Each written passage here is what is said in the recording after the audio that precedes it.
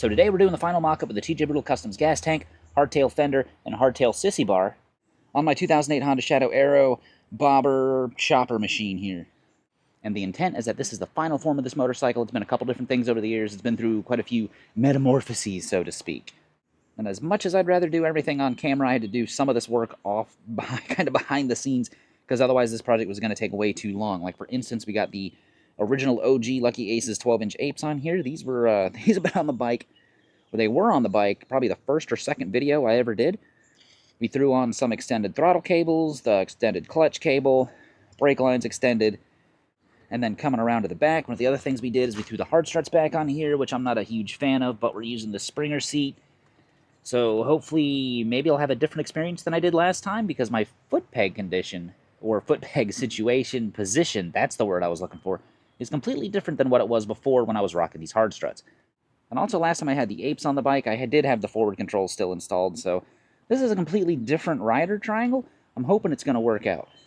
But as far as work being done behind the scenes, it's just 10 times easier to come home from work on this thing for like 30, 45 minutes, instead of dragging everything out, waiting for the weather to be perfect. There's a main road kind of behind the neighborhood, so you're probably hearing some traffic background noise.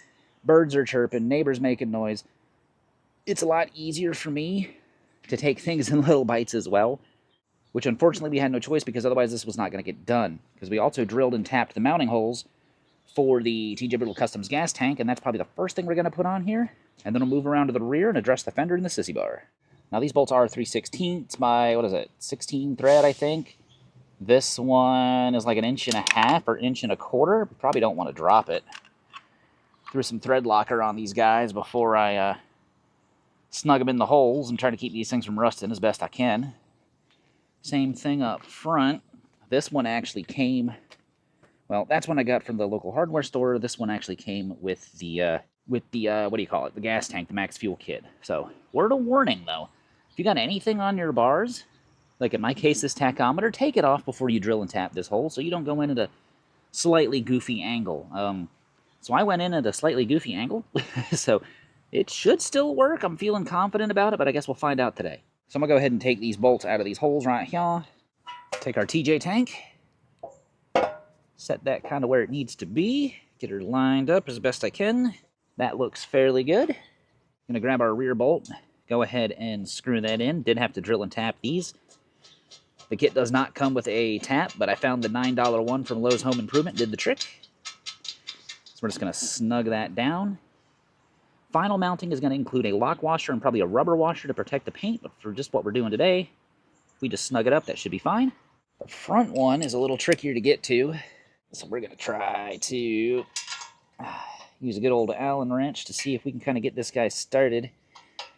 Maybe, if I hadn't gone at a wonky angle, this would line up a heck of a lot better. Oop, I bumped the camera. Come on, darling, just catch those threads.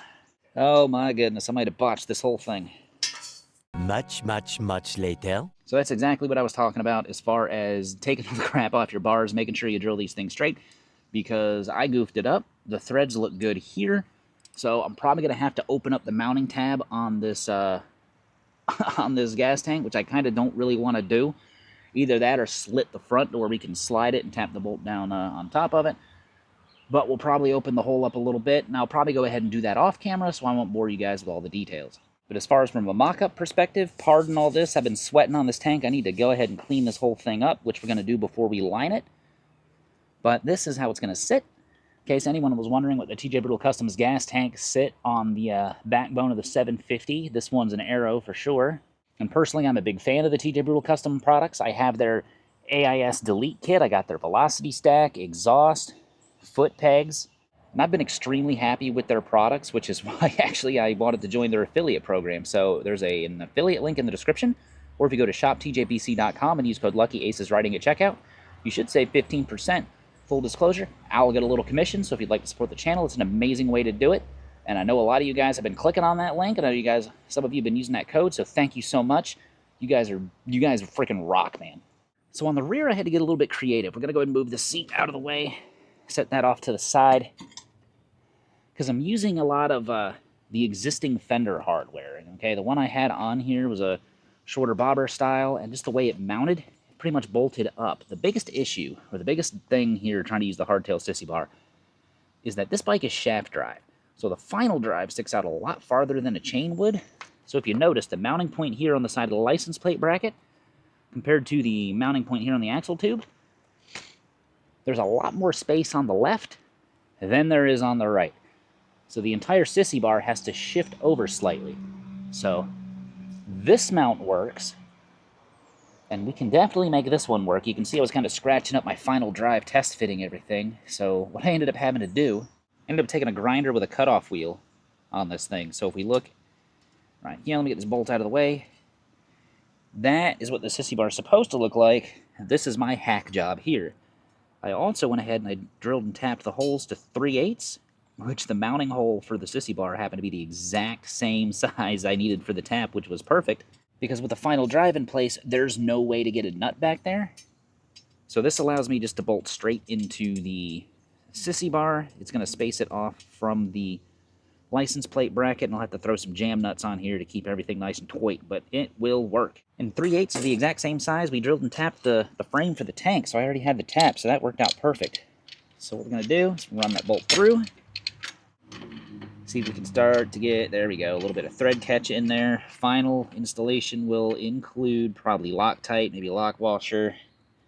This also gives us a little adjustment left and right. We'll throw some jam nuts in there when the time comes. Swinging it over here to the left side. I'm just going to pop that on the other side of that bracket. There's going to be a little tension on this thing, but that's okay. Gonna run that bolt in there. This is a nylock. This is reusing hardware from the existing fender. Do that just to hold it in place. But as far as spacing goes, I think that's pretty darn close. We might need to scoot to the right just a little bit. But honestly, unless you're really down here eyeballing, I think it's going to be fine. Now you're probably wondering what the heck is going on the top here. This was my original plan as far as mounting the rear fender bolts. I did not realize at the time that I had as much clearance as I do below the sissy bar to the tire, so this is going to go away. This is basically a piece of aluminum that I threaded. Basically, it's to hold these nuts in place, kind of makeshift studs, so that I can put the fender on top, and then all I got to do is run a bolt down like so. So we're going to get rid of this plate. It's actually going to bring our fender down slightly, which is going to be noise. And yeah, I think this was a good idea in practice, but or in theory, I guess, but in practice, maybe not so much. Let's get these out of the way. Yeah, coming from the top with something shorter is definitely going to be the way to go. Final install, the fender's going to space them up a little bit, throw in a lock washer and a rubber washer, and we should have plenty of clearance, because the hard struts, none of this stuff should move. Now, the front bracket is the interesting part here. At least I think it's interesting, because I kind of did the same principle with the threaded piece of aluminum, because the fender I had on here had a plate with a bolt on it that would go into this little slot here, and then you can adjust the fender side by side.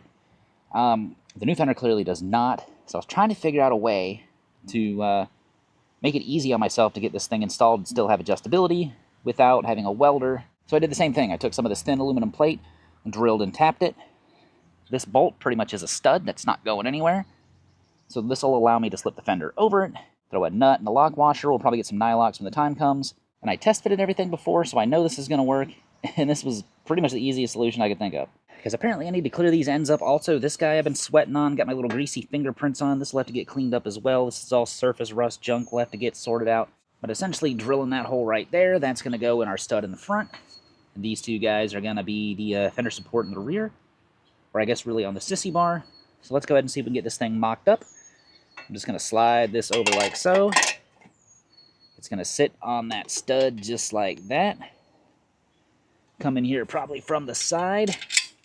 These hard struts do lower the bike a couple inches, so it does kind of make it a little tricky getting in here.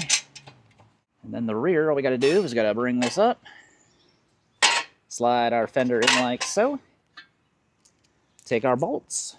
Now these bolt holes are slightly askew because I noticed the mounting points on the holes in the what do you call it? The fender were slightly askew, so we're going to drop those in there like so. Still gives us plenty of room underneath. I'm going to hold a nut. Torque it down like so. And we want to snug these down because we want to get an idea of how much clearance we're going to have. The holes are a little cattywampus, so we might need to... Yeah, there we go. Before we tighten everything down, just kind of get everything aligned. Looser tolerances, in my opinion, are always better because you can make little final adjustments like this. Same thing with the other one. Might even be able to get some shorter bolts. We could probably lose another... These are 8 mil, 25 millimeter length. The other ones were 30s. We could probably get some 20s and still be fine now that I think about it. And of course, again, final installation will include lock washers, actually, or maybe nylocks underneath, and we're going to throw some rubber washers up here to protect whatever paint we go with. Then we're going to grab our bobber seat and put that back. And if you guys are ready, go ahead and close your eyes, just like this. So boom, there it is, Ace's Chopper 2.0. That's going to be the TJ Brutal Customs tank. Got aftermarket triples and aftermarket fork tubes, there we go. Fender's going to stay the same. TJ tank is looking great, along with the other TJ accessories. Rear fender, I cut it a tad shorter than I wish I did, but man, I think the clearance on the fender is going to be good. Should be fine. Might have to do some minor tweaking with that to kind of give us a tad bit more room on the right, but everything is going to line up. We're going to get some smaller bolts for that, I think. We're just going to go get some 8x20s, or yeah, 20 mil length. That will need some jam nuts to space things out, but man, that, if you ask me, I think this is an amazing looking machine. This is kind of the look that I always wanted with this, and it took me a long time to get here to figure out exactly what I wanted to do. But man, I am itching to get this on the road, man. I want to get this out and about, and I want eyeballs on me, not because I'm a narcissist, but because I want to show this baby off, you know? It's like when you got that sweet girl in your life, you know, you want to put her on your arm, you want to take her out and show her to the world. That's the same thing, man. But we're not done yet. Because now, I got to take all this stuff off. We got to line the tank, which I am 100% going to do off camera. Mainly because I'm not sure how to record it, because you're going to have to get down in there, and it's going to be a whole process. That, and I'm going to follow the TJ Brutal Customs video, and maybe one or two others, so me making one, I'm just going to refer you guys to those ones. And of course, we're still going to need to figure out paint. I have some ideas of what I want to do. I don't want to do basic black, which would save me a little bit of money because I won't have to paint the side covers and I wouldn't have to paint the fender up front. But basic black is boring. I'm thinking of blue, maybe? But I want to do something fancy on the tank. I thought about maybe doing like an outline pinstripe. I know a lot of choppers do the flame thing. I'm trying to stay away from skulls and flames. But also I've seen like those real thin chopper flames that look really good, so I don't know. We'll figure it out. But all in all, fabbing this stuff has gone a lot smoother than I thought it would. I'm actually really happy with the result, and I think this bike is going to look fantastic. And I keep thinking about how this whole chopper thing started, because honestly, I installed the TJ Brutal Customs fork extensions, and it just kind of snowballed from there. And honestly, instead of going with the aftermarket chopper kit, I probably should have just stuck with those things. And if you'd like to see a video when I first installed the TJ Brutal Customs extensions and started this whole process, you can check that video out right here. And as always, y'all be good. See ya!